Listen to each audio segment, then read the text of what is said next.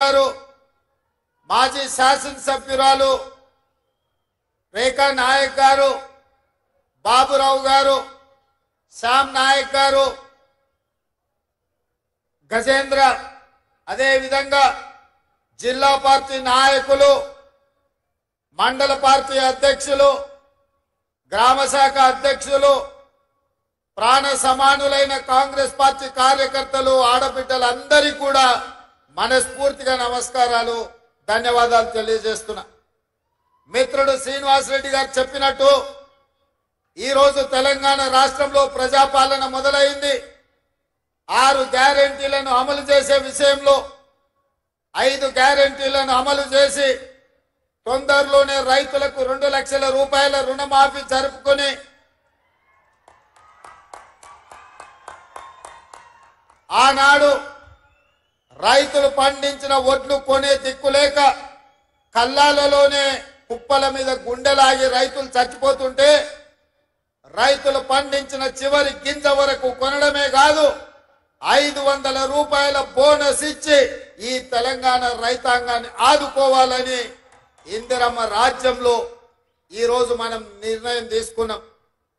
మిత్రులారా, ఆదిలాబాదు అడవి బిడ్డలంటే ఆనాడు తెల్ల దొరలపై వీరోచితంగా పోరాటం చేసిన రామ్జీ గోండు తిరుగుబాటుకు పునాదులు వేసి ఆనాడు తెల్ల దొరలను తరుముతుంటే కుట్రపూరితంగా రామ్జీ గోండును నిర్మల్ జిల్లాలో ఉన్న 1000 ఊరుల మర్రి సాక్షిగా 1000 మందిని ఆనాడు ఉరిదీసిన ఆదిలాబాదు బిడ్డలు పౌరుషాన్ని వదులుకోలే.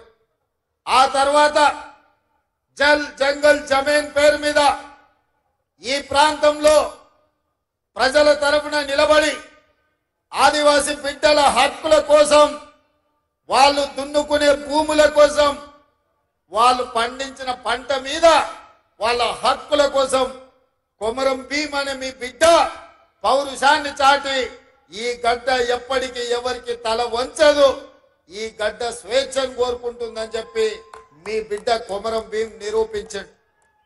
ఇవాళ నిర్మల్ జిల్లా నుంచి మిత్రుడు శ్రీహరిరావు గారు ఆ ప్రాంత కార్యకర్తల నాయకులకు అండగా నిలబడి ఈరోజు ముందుకు కాంగ్రెస్ పార్టీని తీసుకెళ్తా ఉన్నారు. అదే విధంగా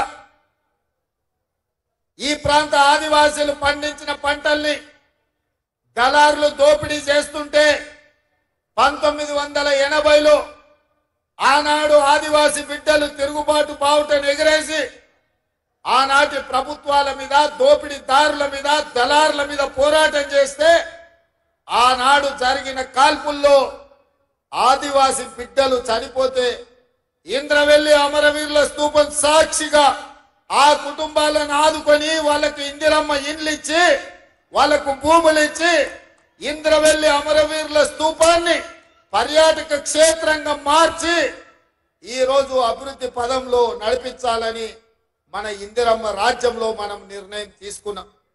ఇదే కాదు, ఈ ప్రాంతంలో ఆదివాసీ బిడ్డలకు ఇష్ట దైవమైన నాగోబా జాతరకు కోట్ల రూపాయలు కేటాయించి ఈ ప్రాంతంలో జరిగే ఆదివాసీల జాతరలను, వాళ్ళ యొక్క భక్తిని వాళ్లకు ప్రభుత్వం అండగా నిలబడాలని ఇవాళ నిర్ణయం తీసుకున్నది. ఇదే కాదు మిత్రులారా, బోత్ ప్రాంతంలో మా మిత్రుడు మళ్ళీ చెప్తున్నాడు, అన్న కుప్తి ప్రాజెక్టు గురించి నువ్వు చెప్పాలి, ఆ ప్రాంత రైతాంగం ప్రతి ఎకరాకు నీళ్లు ఇవ్వాలి అనంటే కుప్తి ప్రాజెక్టు కట్టాలి, తద్వారానే ఎడారిగా మారుతున్న ఆదిలాబాద్ అడవి బిడ్డలకు నీళ్లు వస్తాయి, ఈ భూములు బీళ్లు మారుతాయి, ఈ భూములు పచ్చని పైర్లతోని ఇవాళ పంటలు పండుతాయని చెప్పి వారు చెప్పాను. తప్పకుండా నేను బోత్ ప్రాంతంలో ఉండే బిడ్డలకు నేను మాట ఇస్తున్నా, మన ప్రభుత్వంలో కుప్తి ప్రాజెక్టును పూర్తి చేసుకొని ఈ ప్రాంతాన్ని అభివృద్ధి చేసే బాధ్యత కాంగ్రెస్ పార్టీ తీసుకుంటుందని తెలియజేస్తున్నా. ఇదే కదా నాడు కాంగ్రెస్ పార్టీ కట్టిన కడెం ప్రాజెక్టును ఈనాటి ప్రభుత్వం నిర్లక్ష్యం చేయడం వల్ల కడెం ప్రాజెక్టు కూలిపోయే పరిస్థితి వచ్చింది. ఎంబడే మనం వచ్చిన ఎంబడే కుప్టి ప్రాజెక్టును ప్రారంభించాలని, కడెం ప్రాజెక్టును మరమ్మతులు చేయాలని ప్రాణహిత చేవెళ్లలో భాగంగా తుమ్మిడి ఎట్టి దగ్గర ప్రాజెక్టును నిర్మించి ఈ ప్రాంతానికి నీళ్లు ఇవ్వాలని ఈ రోజు కాంగ్రెస్ పార్టీ ఆలోచన చేస్తుంది. మిత్రులు, మాజీ మంత్రివర్యులు శాసనసభ్యులు వినోద్ గారు ఇక్కడ ఉన్నారు. పెద్దలు వెంకటస్వామి కాక ఆనాడు ఈ ప్రాజెక్టును కట్టాలి, ఈ ప్రాజెక్టుకు డాక్టర్ బాబాసాహెబ్ అంబేద్కర్ పేరు పెట్టాలి అని పట్టుబట్టించి ఆ ప్రాజెక్టును తుమ్మిడేటిలో ప్రారంభించి డాక్టర్ బాబాసాహెబ్ అంబేద్కర్ గారి పేరు పెట్టాడు. మరి కేసీఆర్ గారికి కాక వెంకటస్వామి మీద కోపమో లేకపోతే డాక్టర్ బాబాసాహెబ్ అంబేద్కర్ మీద పగనో నాకు తెలియదు. ప్రాజెక్టు డాక్టర్ బాబాసాహెబ్ అంబేద్కర్ పేరును తొలగించాడు. అందుకే మిత్రుడు పెద్దలు వినోద్ గారు నాకు చెప్పిండ్రు, మళ్ళీ మీరు ప్రాణహిత చేవెళ్ల దగ్గర ప్రాణహిత చేవెళ్ల ప్రాజెక్టులో భాగంగా మీరు ఖచ్చితంగా తుమ్మిడేటి దగ్గర కట్టాల్సిందే, ఈ ఆదిలాబాదు 1.5 ఎకరాలకు నీళ్లు ఇవ్వాల్సిందే అని చెప్పిండు. తప్పకుండా తుమ్మిహెట్టిలో ప్రాజెక్టును కట్టాం. మహారాష్ట్రతో చర్చలు జరుపుతున్నాం. అక్కడ ముంపు భూమికి సంబంధించి 1800 ఎకరాల సమస్య పరిష్కారం కోసం ఆ రాష్ట్ర ప్రభుత్వంతో చర్చలు జరుపుతున్నాం. తప్పకుండా మహారాష్ట్రలో ముంపు గురయ్యే భూములను ఆ ప్రభుత్వాన్ని ఒప్పించి ఆ ప్రాంత రైతాంగాన్ని మెప్పించి సరైన నష్టపరిహారం వారికి ఇప్పించి తప్పకుండా తుమ్మిడిహెట్టి దగ్గర ప్రాణహిత చేవెళ్ల ప్రాజెక్టును కడతాం. ఆ ప్రాజెక్టుకు మళ్ళీ డాక్టర్ బాబాసాహెబ్ అంబేద్కర్ పేరు పెట్టే బాధ్యత కాంగ్రెస్ పార్టీ తీసుకుంటుందని చెప్పి నేను ఈ వేదిక మీద నుంచి మీ అందరికి మాట ఇస్తున్నా. ఇదే కాదు, నేను ఎప్పుడొచ్చినా మా నిర్మల్ అర్జుమన్ నుంచి మొదలు పెడితే మా ఎన్ఎస్యుఐ పిల్లలు, యూత్ కాంగ్రెస్ పిల్లలు, అన్ని జిల్లాలలో యూనివర్సిటీ ఉన్నది. విద్యా ఉపాధి అవకాశంలో ఆదిలాబాద్ వెనుకబడ్డది. మీరు ఆదిలాబాద్ కు యూనివర్సిటీ ఇవ్వాలి అని వాళ్ళు నా దృష్టికి తీసుకొచ్చిండ్రు. తప్పకుండా ఇక్కడ ఉండే విద్యార్థులకు ఈ ప్రాంతంలో ఉద్యోగ ఉపాధి అవకాశాల కోసం ప్రయత్నం చేస్తున్న మిత్రులకు నేను మాట ఇస్తున్నా, ఆదిలాబాద్ లో యూనివర్సిటీని ప్రారంభించి మీ చదువులు మీ ప్రాంతంలోనే చదువుకునే అవకాశాన్ని కాంగ్రెస్ పార్టీ కల్పిస్తుంది. ఇదే కాదు, మీ ప్రాంతంలో సిమెంట్ ఫ్యాక్టరీ ఉండేది, ఆనాడు కాంగ్రెస్ పార్టీ కట్టింది.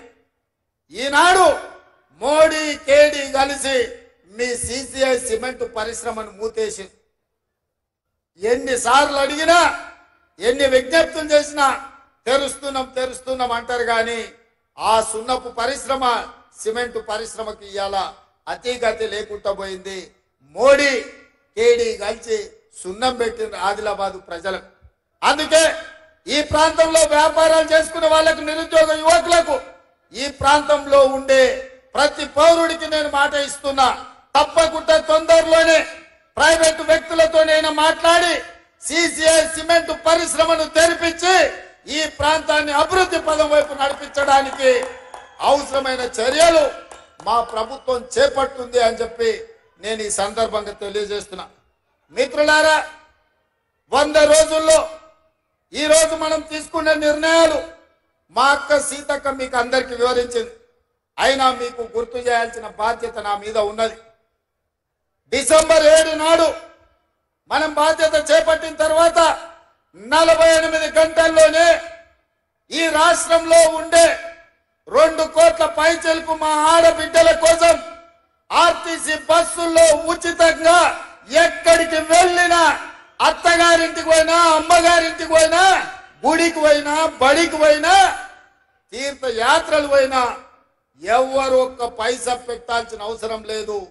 ఇవాళ ఆడబిడ్డలకు ఆర్టీసీ బస్సుల్లో ఉచిత ప్రయాణాన్ని 48 గంటల్లోనే అమలు చేసిన పార్టీ ప్రభుత్వం మనది. ఇప్పటికి ఆడబిడ్డలు చేసిన ప్రయాణం దాదాపుగా 35 కోట్ల మంది ఆడబిడ్డలు ఆర్టీసీ బస్సుల్లో ఉచిత ప్రయాణం చేసిర్రు. 1325 కోట్ల రూపాయలు ఆర్టీసీ సంస్థకు తెలంగాణ రాష్ట్ర ప్రభుత్వం చెల్లించడం ద్వారా ఆర్టీసీని అప్పుల ఊబిలో కూరుకుపోయి దివాలా తీసి ఆర్టీసీ మూతపడే పరిస్థితి నుంచి ఇవాళ ఆర్టీసీని కూడా కాపాడి 50,000 మంది కార్మికులను, వాళ్ళ కుటుంబాలను